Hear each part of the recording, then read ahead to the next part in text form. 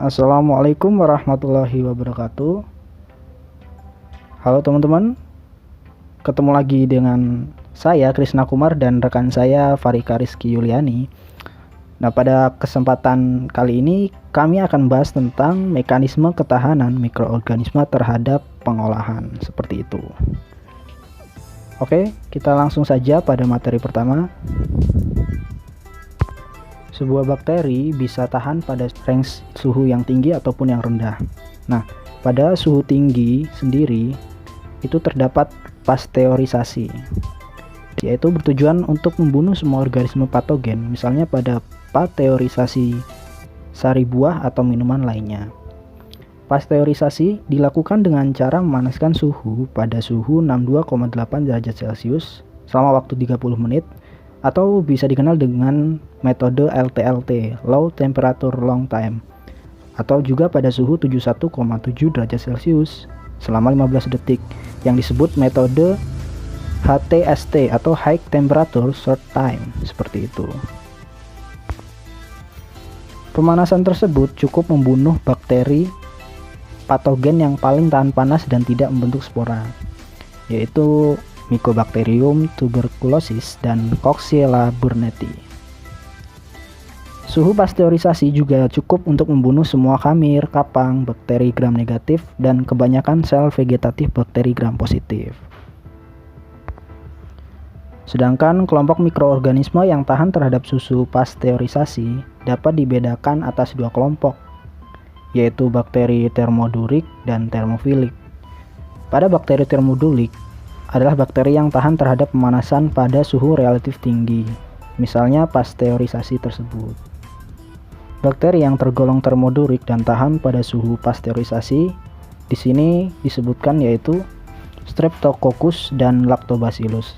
Sedangkan pada bakteri thermofilik, Bacillus dan Clostridium. Setelah itu terdapat ketahanan pada suhu rendah.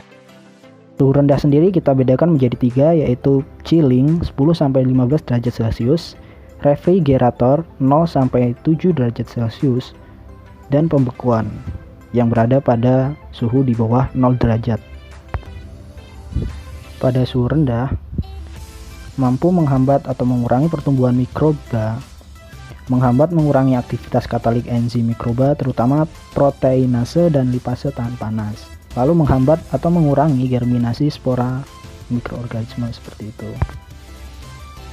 Terdapat contoh mikroorganisme yang tidak tahan pada suhu rendah, yaitu thermofil dan mesofil pada suhu 5,5 derajat Celcius.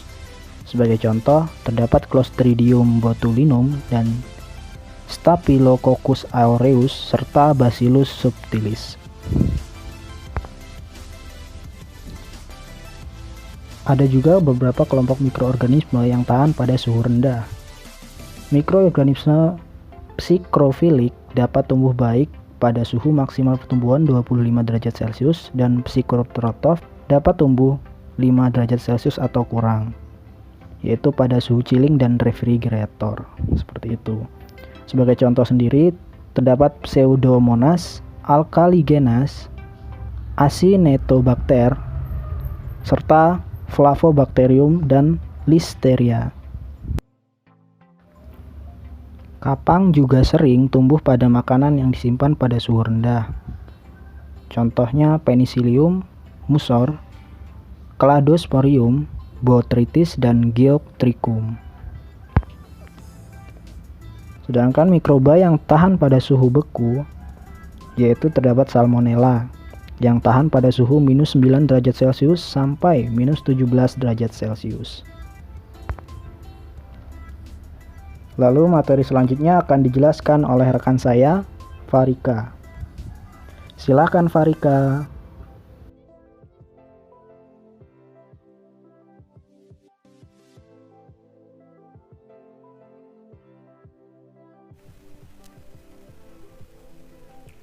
Di sini saya akan melanjutkan materi yang sudah dibahas oleh Krisna Kumar, yaitu mengenai aktivitas air rendah atau yang biasa kita kenal dengan water activity, yang disingkat dengan AW. Penurunan AW ini dilakukan untuk menghambat pertumbuhan sel vegetatif suatu mikroorganisme dengan cara pengeringan, penambahan garam, gula, atau bahan lainnya. Jadi, salah satu cara untuk menghambat pertumbuhan sel vegetatif suatu mikroorganisme adalah dengan menurunkan aktivitas air, yaitu dengan cara pengeringan, penambahan garam, gula, atau bahan-bahan lainnya.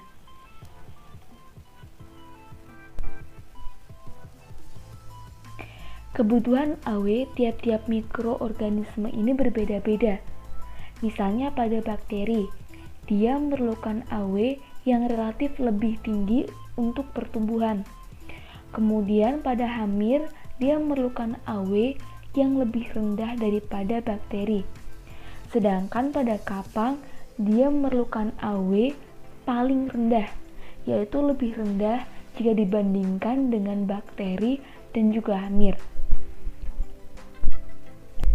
Di mana bakteri ini memerlukan AW lebih dari 0,90 untuk pertumbuhan.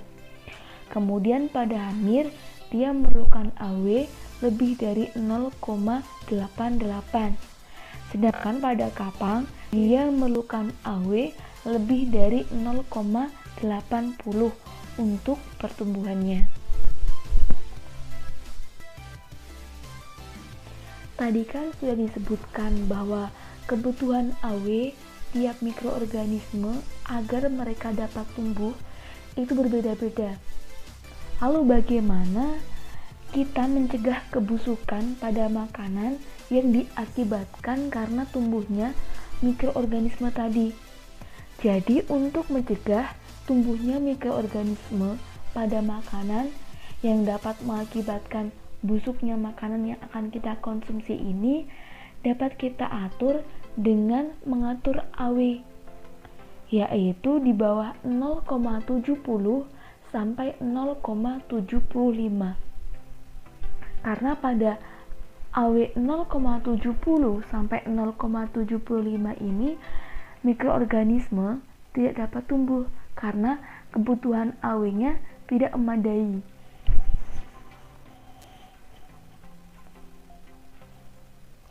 Lalu bagaimana mekanisme ketahanan mikroorganisme pada keadaan AW yang rendah agar mikroorganisme ini dapat tumbuh?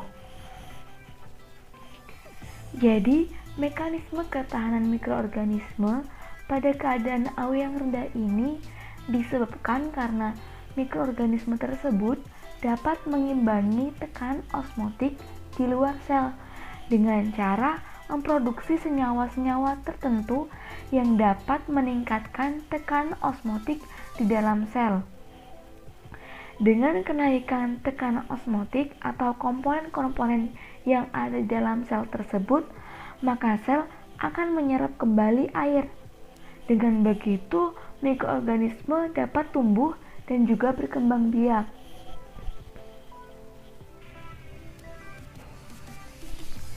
Contohnya pada bakteri yang akan menggunakan asam-asam amino, asam glutamat, kalium, dan juga glukosa. Jadi bakteri ini akan menghasilkan asam amino, asam glutamat, kalium, dan juga glukosa untuk mengatur tekanan osmotik di dalam sel apabila AW-nya itu diturunkan, misalnya karena penambahan garam. Kemudian pada hamir, dia akan menggunakan alkohol polhidrat.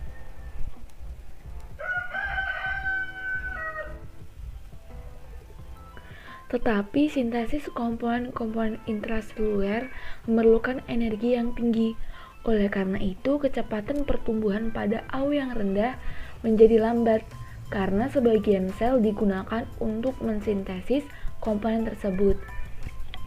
Tadi kan telah disebutkan ya, apabila mekanismenya berlangsung pada AW yang rendah, maka mikroorganisme ini akan menghasilkan komponen atau senyawa yang digunakan untuk meningkatkan tekanan osmotik di dalam sel. Lah, untuk menghasilkan komponen atau senyawa yang ada di dalam sel ini memerlukan energi yang tinggi, sehingga pertumbuhan mikroorganisme pada AW yang rendah ini menjadi lambat. Contohnya pada hamir, dia akan memproduksi etanol dan juga gliserol apabila pertumbuhannya berlangsung pada AOW yang rendah. Di awal kan telah disebutkan bahwa tujuan penurunan AOW ini untuk menghambat pertumbuhan sel vegetatif atau mikroorganisme dengan cara pengeringan, penambahan garam, gula, atau bahan lainnya. Tapi ternyata pada beberapa makanan yang mempunyai kadar garam tinggi, misalnya pada ikan asin, kecap, tauco, sering ditemukan bakteri yang tahan garam. Bakteri yang tahan garam ini dikelompokkan menjadi dua, yaitu bakteri halofilik dan bakteri halodurik. Apa itu bakteri halofilik? Bakteri halofilik ini merupakan bakteri yang tahan terhadap konsentrasi garam yang tinggi, dan untuk pertumbuhannya juga memerlukan garam dengan konsentrasi garam tertentu. Contohnya pada Halobacterium.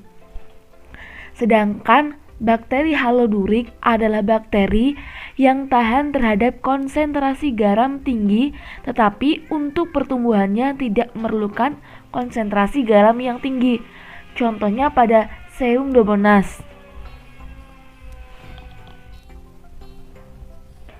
Pada beberapa makanan yang mengandung kadar gula yang tinggi, seringkali ditemukan hamir yang tahan terhadap tekanan osmotik yang tinggi atau kadar gula yang tinggi.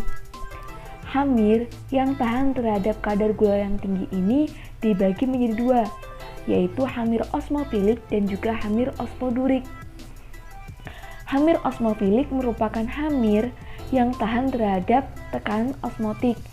Selain itu, dia memerlukan konsentrasi gula yang tinggi untuk pertumbuhannya. Contohnya pada Saccharomyces. Kemudian, hamir osmodurik ini merupakan hamir yang tahan terhadap tekanan osmotik yang tinggi, tetapi dia tidak memerlukan kadar gula yang tinggi untuk pertumbuhannya. Contohnya pada Saccharomyces trausi.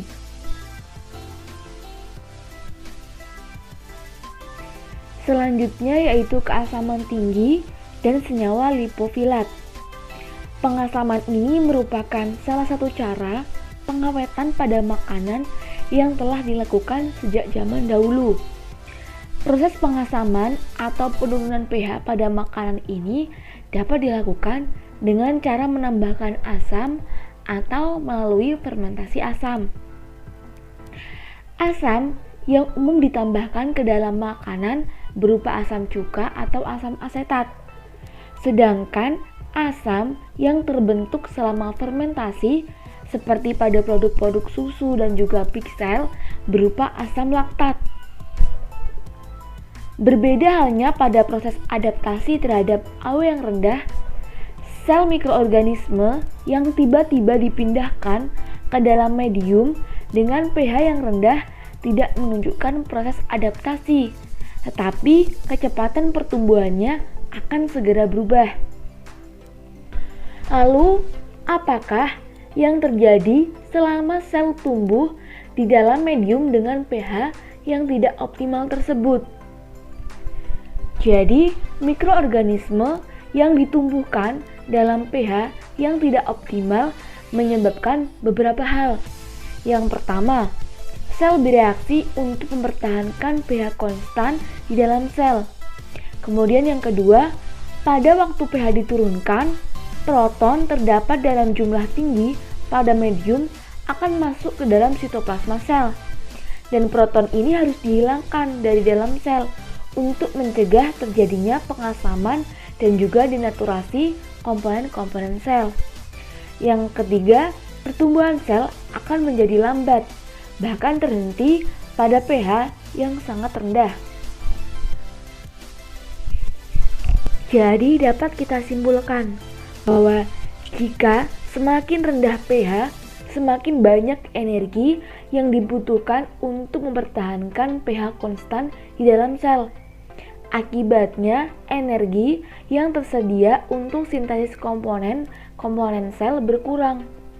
Akibatnya, pertumbuhan sel menjadi lambat atau juga terhenti. Kemudian, pada mikroorganisme, mereka ini mempunyai pH minimal, optimal, dan juga maksimal yang berbeda-beda untuk pertumbuhannya. Yang pertama, pada bakteri. Bakteri mempunyai pH optimal yaitu pada pH 7 atau pada pH netral. Kemudian, bakteri ini juga memiliki pH minimal, yaitu pada pH 3 sampai 5. Sedangkan pH maksimal pada bakteri yaitu sekitar 8 sampai 10. Kemudian, pada hamir, dia ini memiliki pH optimal sekitar 4,5 sampai 5,5. Sedangkan pH minimalnya yaitu berkisar antara 2 sampai 3. Sedangkan pH maksimalnya berada pada pH 7 sampai dengan 8. Kemudian, mekanisme pH ini juga terjadi dalam pengawetan makanan dengan menggunakan asam lipofilat yang lemah. Asam lipofilat lemah ini seperti asam sorbat, asam benzoat, dan juga asam propionat. Asam-asam lipofilat tersebut dapat mencegah kerusakan mikrobiologi karena memiliki sifat yang unik. Keunikan asam-asam lipofilat ini diantaranya yang pertama, asam-asam lipofilat dapat mencegah kerusakan mikrobiologi karena kelarutannya dalam bentuk tidak terdisosiasi di dalam membran sel dan aktivitasnya sebagai ionofor proton. Senyawa asam lipofilat ini mengakibatkan proton lebih cepat masuk ke dalam sel, sehingga meningkatkan kebutuhan energi untuk mempertahankan pH alkali di dalam sel. Kemudian yang ketiga, asam lipofilat ini meningkatkan aliran proton ke dalam sel ekuivalen dengan terjadi pada pH yang rendah. Sehingga dapat kita simpulkan bahwa semakin rendah pH, semakin tinggi asam lipofilat yang terdapat dalam bentuk tidak terdisosiasi, sehingga semakin banyak proton yang dapat menembus membran sel. Dengan begitu, penggunaan asam lipofilat ini sebagai bahan pengawet makanan lebih efektif pada pH yang rendah dibandingkan dengan pada pH yang tinggi. Contohnya pada pH 6 sebanyak 1,5% benzoat terdapat dalam bentuk tidak terdisosiasi. Sedangkan pada pH 4 sebanyak 60% terdapat dalam bentuk tidak terdisosiasi.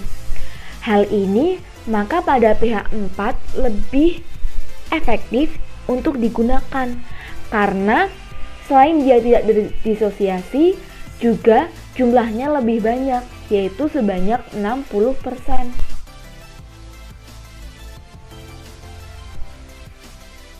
Demikian materi yang dapat saya sampaikan. Kemudian saya kembalikan lagi kepada Krisna Humar selaku moderator. Ya, terima kasih Farika. Itu tadi presentasi dari kelompok kami. Kurang lebihnya kami mohon maaf. Pada Allah kami mohon ampun. Kami akhiri. Wassalamualaikum warahmatullahi wabarakatuh.